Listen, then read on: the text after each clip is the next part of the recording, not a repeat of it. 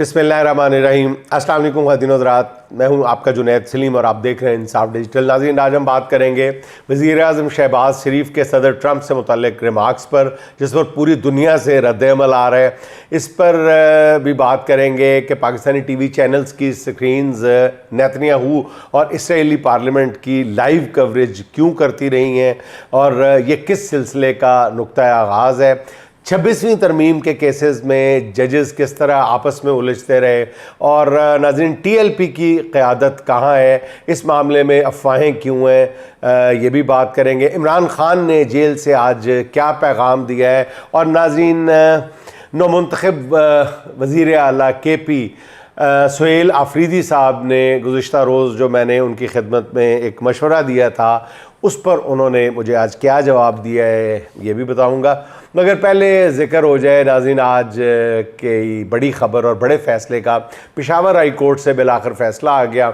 अदालत ने गवर्नर और अपोजिशन जमातों के तमाम एतराज़ात को मुस्तरद करते हुए हुक्म दिया है कि नए वज़ीर आला KP से बग़ैर किसी ताख़ीर के हलफ़ लिया जाए। कल 4 बजे गवर्नर ने हलफ़ ना लिया तो फिर स्पीकर सूबाई असम्बली नौमुंतखब वज़ीर आला से हलफ़ लेंगे।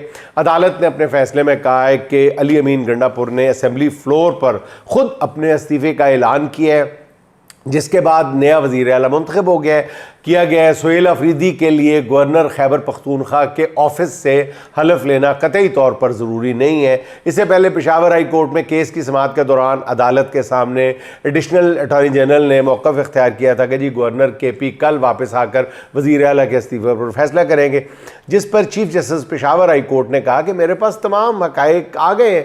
अली अमीन गंडापुर मुस्तफ़ी हो चुके हैं, गवर्नर के ख़त से फ़र्क नहीं पड़ता। 90 नुमाइंदों के वोट से सुहेल आफरीदी वज़ीर आला मुंतखब हो चुके हैं। जहाँ तक इस्तीफ़े की बात है तो जब गवर्नर ने वज़ीर आला का इस्तीफ़ा वसूल कर लिया है तो वज़ीर आला मुस्ताफ़ी तस्वुर होंगे। इस पर गवर्नर के वकील ने कहा कि जी गवर्नर के लिए इंतज़ार कर लें, कल तक वो आ जाएंगे तो सब कुछ ठीक हो जाएगा। जिस पर अदालत ने पहले फ़ैसला महफूज किया और फिर कुछ देर बाद फ़ैसला सुना दिया। नाज़रीन, इस सारे केस में मैंने एक बड़ा मस्बत तासुर लिया, इसलिए नहीं कि ये कोई PTI के हक़ में है। मस्बत तासुर ये है नाज़रीन कि जब जज की नज़र में सब कुछ सामने हो, जब वो सब कुछ देख रहा हो, यानी जब वो बादियों नज़र में जिसको कहते हैं पता चल रहा है, जब जजेस या कोई भी बंदा ये कह सकता है कि अंधे को नज़र आ रहा है कि जो कुछ सामने हो रहा है, तो फिर जब अदलिया या जजेस जो है वो ज़रूरत वो क्या कहते हैं नज़रिया ज़रूरत या टेक्निकलिटीज़ में पड़ जाते हैं तो फिर बहुत अफसोस होता है। मुझे आज के फ़ैसले को देख के इसलिए बहुत ज़्यादा खुशी महसूस हुई कि जज साहब जो है वो किसी मामले पेचीदगियों में नहीं पड़े। उन्होंने कहा जो कुछ हो रहा है सामने हुआ है, कल से हम देख रहे हैं जो कुछ हुआ है सामने हुआ है। इसलिए ये बचगाना हरकतों में ना, ये लफ्ज़ नहीं उन्होंने इस्तेमाल किया, लेकिन लुबे लुबाब यही था कि बचगाना हरकतें करके टेक्निकलिटीज़ की नज़र ना करें इंसाफ को। और उन्होंने कहा जी कि कल हलफ लें, क्योंकि सीधी बात है उनके पास 90 लोग हैं, भारी अक्सरियत में इस्तीफ़ा दे दिया है। बच्चे को पता है, बंदा खुद कह रहा है मैंने इस्तीफ़ा दे दिया है। फिर ये कहना है कि जी सिग्नेचर ऐसे हैं, सिग्नेचर वैसे हैं, जी की गुलाई कम है, इसमें जी की लंबाई ज़्यादा है। उन्होंने कहा सब फजूल बातें हैं, सब ने देख लिया। तो ये यहाँ पे मुझे खूबसूरत बात ये लगी इस फैसले की कि इसमें इंसाफ को टेक्निकलिटीज़ की नज़र नहीं किया गया, जो नज़र आ रहा था वो वाज़े था और वही उन्होंने फैसला दे दिया। नाज़रीन, इस केस के फैसले से पता चला कि गवर्नर के इक़दाम ने पीपल्स पार्टी को सवाए रुसवाई के कुछ नहीं दिया। जिस किसी ने गवर्नर फैसल करीम कुंडी को इस्तीफ़े पे फजूल किस्म का एतराज़ लगाकर मंजूर ना करने का मशवरा दिया था, अब उसको गवर्नर साहब खुद ज़रा ढूंढ ले, क्योंकि बैठे बिठाए उसने गवर्नर को नहीं बल्कि पूरी पीपल्स पार्टी को जलील करा के रख दिया है, जिसके अहम तरीन रहनुमा ने सूबे में गवर्नर राज लगाने से इनकार कर दिया था। नाज़रीन, मैं आज भी अपनी इस खबर पर कायम हूँ और आज जब बिलावल भुट्टो ने गवर्नर से कहा कराची में कि आप फ़ौरन जहाज़ ले, CM सिंध का जहाज़ लेके जाएं और जाके कानून के मुताबिक कार्रवाई करें, तो मेरी उस खबर की तस्दीक हो गई जो मैंने 2 दिन पहले आपकी खिदमत में पेश की थी। नाज़रीन, JUI ने भी एक बार फिर वही गंदा खेल खेला जिसकी वजह से वो जानी जाती है। मौलाना समेत उनकी पूरी क़यादत यही कहती रही कि वज़ीर आला वज़ारत आला PTI का हक़ है मगर फिर सुहेल अफरीदी के ख़िलाफ़ मौलाना लुत्फ़ुर रहमान ने कागजात जमा करा दिए, फिर इलेक्शन का बायकॉट किया और इस इलेक्शन के खिलाफ अदालत में चले गए। आज उस केस की भी पेशावर हाई कोर्ट के 2 रुकनी बेंच ने समाअत की है, फिर कल तक ये केस मुलतवी कर दिया गया। इस रिट पिटीशन से वाज़े हो गया है कि मौलाना फजलुर रहमान की बस इतनी सी ख्वाहिश है कि कुछ, या ख्वाहिश थी कि कुछ कुव्वतें उन्हें PTI के बंदे तोड़ कर दे दें ताकि वो अपने भाई को वज़ीर आला बनवा सके, मगर क्या करें, यहाँ एक बंदा भी इधर से उधर नहीं हुआ, टस से मस नहीं हुआ। इससे पता चला कि बाज़ इज़्ज़तें और बाज़ रुसवाइयाँ किस्मत में लिखी होती हैं जो ना चाहते हुए भी मिल के रहती हैं। जैसे सुहेल अफरीदी के फरिश्तों को भी इल्म नहीं था कि उन्हें किस कदर इज़्ज़त और पजीराई मिलने वाली है। पीपल्स पार्टी और JUI की किस्मत में उसी तरह ज़िल्लत लिखी हुई थी।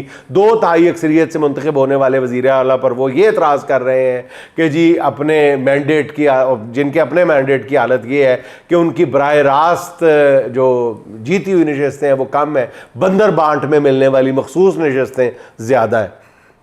यही बात है ना। मौलाना फजलुर रहमान भी सोचे कि उनके हाथ क्या आया। हुक्मरान इत्तेहाद पहले ही उन्हें खुडे लाइन लगाकर उनसे जान छुड़ा चुका है।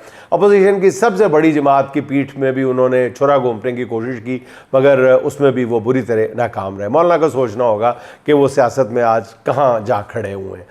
नाज़रीन, तोशाखाना 2 केस की समाअत के दौरान आज इमरान खान के वकला और पार्टी रहनुमाओं ने उनसे मुलाकात की थी। समाअत के बाद गुफ्तगू करते हुए बैरिस्टर अली ज़फ़र, बैरिस्टर गौहर और बैरिस्टर सैफ ने बताया कि जी इमरान खान का कहना है कि अगर मैं तनकीद करता हूँ तो सियासतदान के तौर पर पॉलिसी पर तनकीद करता हूँ ताकि कोई हल निकले, मैं तनकीद बराए तनकीद नहीं करता। और फिर उन्होंने वही बात कही है कि फ़ौज भी मेरी है, मुल्क भी मेरा है और शोहदा भी मेरे हैं। बैरिस्टर अली ज़फ़र ने बताया कि इमरान खान के पैगामात के 4 नकात हैं। इमरान खान ने कहा कि हमने पाकिस्तान से दहशतगर्दी को ख़त्म करना है। मेरे और हर पाकिस्तानी शहरी के दिल में अफवाज के हर सिपाही के लिए बहुत जगह है। उन्होंने कहा कि मिलिट्री ऑपरेशन के ज़रिए आप दहशतगर्दी ख़त्म नहीं कर सकते, दहशतगर्दी ख़त्म करने के लिए सियासी पॉलिसी अपनाना होगी। इमरान खान ने मुरीद के वाक़े की मज़म्मत की और कहा कि किसी सूरत भी निहत्ते लोगों पर गोली नहीं चलाई जानी चाहिए। नाज़रीन, रुस्तमे दौरा और असरे हाज़र में अमन के सबसे बड़े दाई कोई और नहीं, अमरीकी सदर डोनाल्ड ट्रंप ही तो हैं, जो अब तक पाक भारत समेत दुनिया में कई जंगें रुकवा चुके हैं। बदकिस्मती से दुनिया अभी भी पूरी तरह सदर ट्रंप के मकाम मर्तबे को पहचान नहीं पा रही, मगर यहाँ दाद देनी पड़ेगी वज़ीर आज़म इस्लामी जमहूरिया पाकिस्तान मोहतरम जनाब शहबाज शरीफ साहब को, जिन्होंने सदर ट्रंप की न सिर्फ नज़र आने वाली यानी ज़ाहिरी बल्कि पुशीदा खूबियों को भी, औसाफ को भी पहचान लिया और ऐसे पहचाना है, वो खूबियाँ पहचानी हैं जिनसे सदर ट्रंप भी आगाह नहीं थे। ये होती है एक विजनरी लीडर की पहचान जो हमारे शहबाज शरीफ साहब के पास है। इस मामले में वो पूरी दुनिया के रहनुमाओं पर सबकत ले गए। पूरी दुनिया ने कल देखा कि वो उनको सबकत ले जाते हुए देखा। बिल्कुल बड़े बड़े वज़ीर आज़म, बड़े बड़े वज़रा, सदर, सब लीडर जो थे वो दांतों में उंगलियां दबाए बैठे रह गए और शहबाज शरीफ साहब बाजी पलट गए सारी। मज़ा आ गया। गुज़िश्ता रोज़ उन्होंने पूरी दुनिया को बताया कि जनाब अमरीकी सदर ट्रंप जो है वो एक हीरा है, उसके हकीकी मुकाम से सिर्फ शहबाज शरीफ जैसा जौहरी ही आशना है। खुद सदर ट्रंप ने शहबाज शरीफ से कहा कि वो जो बसीरत अफरोज़ गुफ्तगू आप अंदर कमरे में कर रहे थे उससे ज़रा दुनिया को भी आगाह कर दें। अब पता नहीं उनका क्या मतलब था, वो बसीरत अफरोज़ गुफ्तगू जो उन्होंने अंदर की वो मतलब ऐसे कभी सुना नहीं। ये जो एजाज़ है ये सिर्फ शहबाज शरीफ साहब के हिस्से में ही आ सकता था कि दुनिया का सबसे ताकतवर सदर जो है वो उनको कह रहा है कि जो गुफ्तगू आप अंदर बैठ के कर रहे थे वो ज़रा दुनिया को भी बताएं ना जी। तो वो फिर उन्होंने बताई और ऐसी बताई कि मज़ा आ गया, खूब बताई, जिस पर वज़ीर आज़म शहबाज शरीफ साहब ने बाकायदा जो था वो हक आश्कार कर दिया। सच्ची बात है। और बात यहाँ से शुरू की कि भाग लगे रहें, नहीं मतलब उनका अंदाज था कि खुदा सदर ट्रंप को सलामत रखे, जोड़ियाँ वसदियाँ रहें और अल्लाह ताला उन्हें तवील उम्र दे ताकि वो इंसानियत की खिदमत करते रहें। ये हैं शहबाज शरीफ साहब। आप लोग कदर नहीं करते। अपने है ना घर की मुर्गी दाल बराबर, हमारा अपना वज़ीर आज़म है, उसकी इज़्ज़त करना हम नहीं जानते। देखिए किस तरह उन्होंने कल होए होए होए होए कहते हैं जाबर सुल्तान के सामने कलमा हक कहना बेहतरीन जहाद है। तो कल उन्होंने देखे कैसा कलमा हक का है, सदर ट्रंप की आंखों में आंखें डाल के। वो सदर ट्रंप जो कुछ अर्सा पहले तक शहबाज शरीफ साहब का ख्वाब था कि उनको करीब से देखें, तो उनकी यूं हाथ लगा लगा के जफियाँ डाल डाल के उनकी तारीफ़ें करते नहीं थके। मतलब ये क्रेडिट तो दे ना आप शहबाज शरीफ साहब को, उनका बस नहीं चला, उन्होंने आखिर में एक हाथ से सलूट किया। उनका बस चलता तो वो दोनों हाथों से सलूट करते शहबाज शरीफ साहब अपने मखसूस अंदाज में। और फिर उन्होंने कहा कि जी दुनिया को आज सबसे ज़्यादा ज़रूरत किस चीज़ की है? तेल की, सोने की, हीरों की, वसाइल की? ना ना ना ना, उन्होंने कहा जी दुनिया पूरी को आज ज़रूरत है तो सदर ट्रंप जैसे लीडर की। मतलब हमारे वज़ीर आज़म की इस बसीरत अफरोज़ गुफ्तगू ने वहाँ मौजूद तमाम रहनुमाओं की आंखें खोल के रख दी। ख़ास तौर पर इटली की वज़ीर आज़म के तासुरात तो देखने से ताल्लुक़ रखते थे। वो तो बेचारी मतलब अपने ऐसे मुंह पे हाथ रख के पता नहीं वो बेचारी क्या हंसी कंट्रोल कर रही थी किस बात पे, लेकिन ये भी एक अप्रिशिएट करने का अंदाज़ होता है ना। वो शहबाज शरीफ की सदर ट्रंप से मुताल्लिक़ गुफ्तगू की मेरा ख्याल सबसे ज़्यादा वो मुतासर नज़र आ रही थी। अच्छा, वहीं पर मौजूद बरतानिया के वज़ीर आज़म वो भी वर्ता हैरत में मुब्तला थे। साफ लग रहा था कि वो इस सोच में मुब्तला है कि काश वो भी सदर ट्रंप से मुताल्लिक़ ऐसी शानदार और रूहानी गुफ्तगू कर सके, है ना। वज़ीर आज़म शहबाज शरीफ की गुफ्तगू सदर ट्रंप भी पूरे इन्हमाक से सुन रहे थे, डूब के सुन रहे थे, और उन्हें भी एहसास हो रहा था कि पाकिस्तान का वज़ीर आज़म ही दुनिया में वो वाहिद शख्स है जो उनके हकीकी मकाम और सलाहियतों से आशना हो चुका है। ये इतने बड़े सदर के सामने, इतनी बड़ी ताकत के सदर के सामने अपना आप यूं पेश कर। और फिर जब वज़ीर आज़म शहबाज शरीफ ने कहा कि मैं आज एक बार फिर उस अजीम सदर डोनाल्ड ट्रंप को नोबल अमन इनाम के लिए नामजद करना चाहूँगा, तो ये सुनते ही सदर ट्रंप के रवां साल नोबल पीस प्राइज़ ना मिलने के सारे दुख जो है वो दूर हो गए कि जी भावें देओ ना देओ मैं कहता रहा। ठीक है ना, ये होती है असूल पसंदी, अपने मौक़िफ़ पे अड़े रहना। नहीं मिला लेकिन शहबाज शरीफ साहब कहते रहेंगे।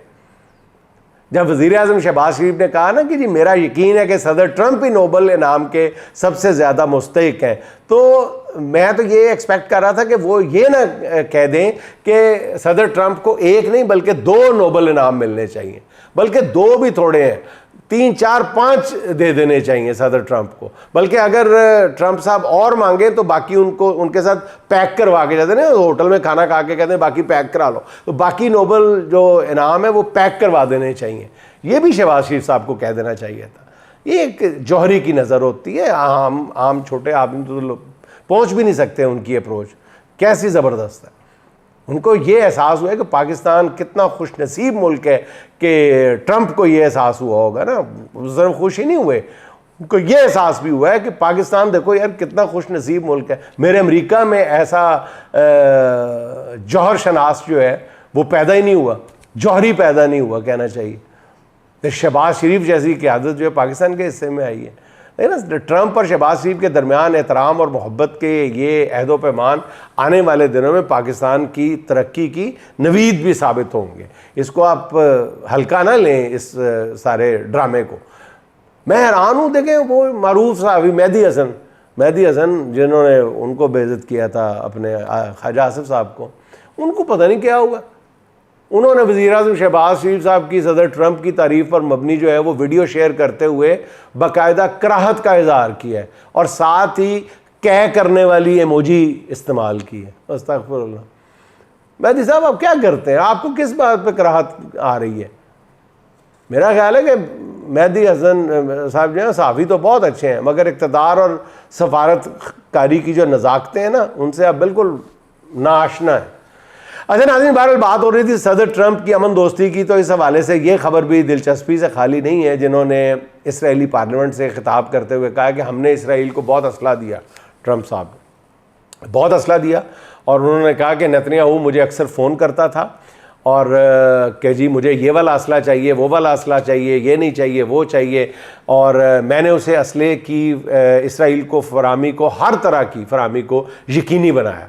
फिर सदर ट्रंप ने कहा कि नेतन्याहू ने इस असले का इस्तेमाल भी बेहतरीन अंदाज में किया है।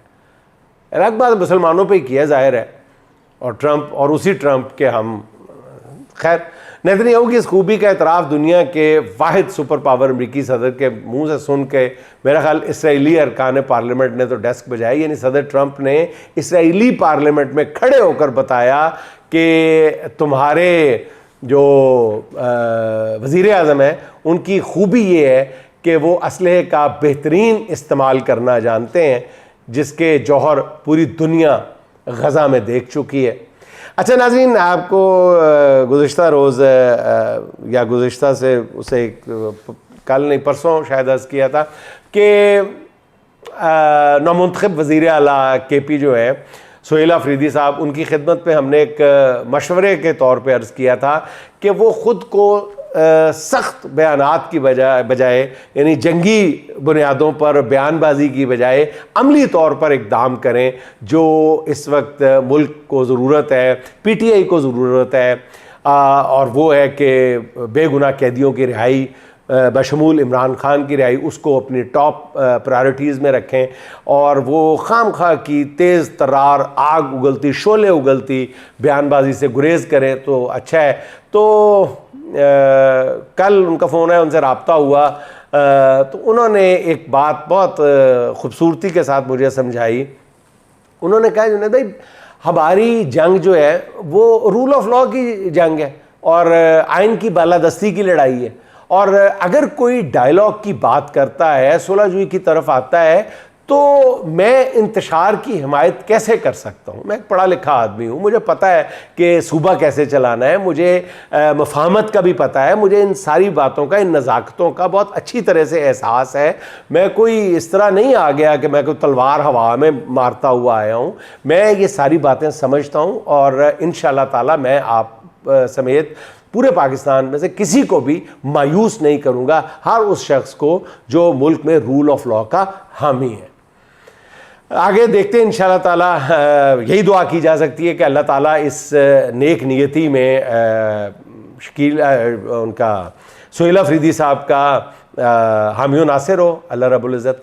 अच्छा नाज़रीन, 26वीं आइनी तरमीम के ख़िलाफ़ आज भी केस की समाअत हुई है, और इंटरनेट प्रॉब्लम की वजह से केस की लाइव स्ट्रीमिंग तो नहीं हो सकी। आज भी बैरिस्टर आबिद ज़ुबैरी ने अपने दलाइल जारी रखे, मगर समाअत के दौरान ज़्यादा वक्त जजेस आपस में उलझते रहे। एक मौके पर जमाल मंदोखेल ने जस्टिस आयशा मलिक से कहा कि मैं वकील से बात कर रहा हूँ, आपसे नहीं, और जब तक मेरी बात मुकम्मल ना हो कार्रवाई आगे नहीं चलेगी। इस पर जस्टिस मुसर्रत अल-अली बोली कि जजेस एक दूसरे पर आवाज़ ऊंची ना करें, जिस पर जस्टिस जमाल मंदोखेल ने कहा कि मैं पूरी कौम के सामने सब कुछ वाज़ेह रखूँगा।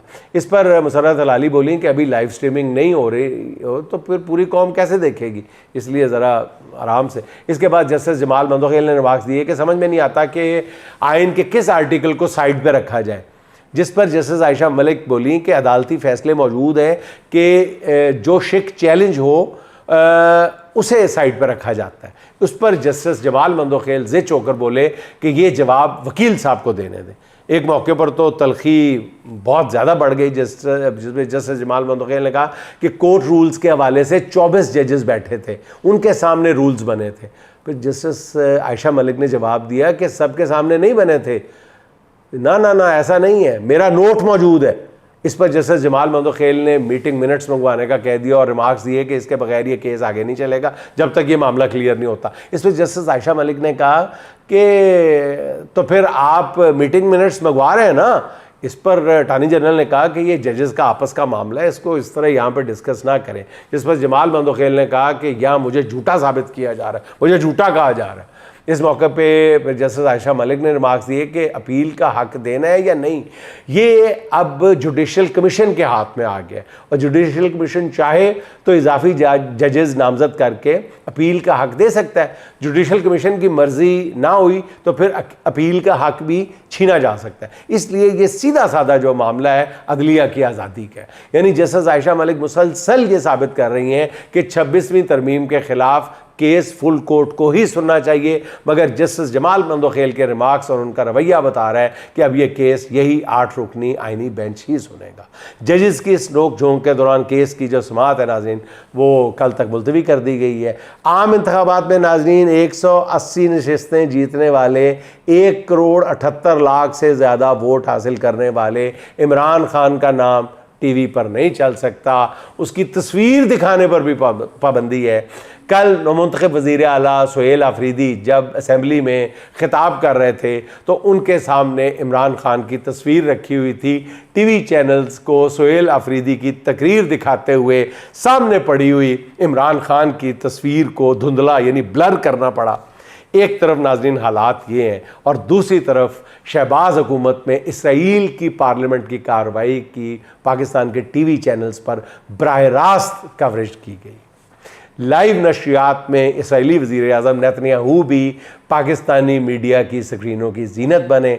इसराइली परचम भी पाकिस्तानी चैनल्स पे दिखाया जाता रहा। नाज़रीन, ये वही इसराइल है जिसके बारे में हर पाकिस्तानी के पासपोर्ट पर लिखा होता है कि इसके साथ इसराइल का सफ़र नहीं हो सकता, इसराइल के सिवा हर मुल्क का सफ़र हो सकता है। इस दोरंगी और मुनाफकत पर नाज़रीन नौजवान इसी पे कुड़ते हैं, उनका सिस्टम से मुकम्मल तौर पर एतमाद उठता जा रहा है। रियासत की मुनाफिकतों का बोझ जो है वो नई नस्ल उठाने को तैयार नहीं है। हज़ारों फ़लस्तीनी बच्चों के कातिल नेतन्याहू को टीवी चैनल्स पर लाइव दिखाया जाए। क्या ये जहन साजी किसी ख़ास मकसद के लिए हो रही है? नौजवान सवाल पूछते हैं। आज इसराइल के हवाले से मामलात को नॉर्मल दिखाया जाना क्यों ज़रूरी समझा जा रहा है?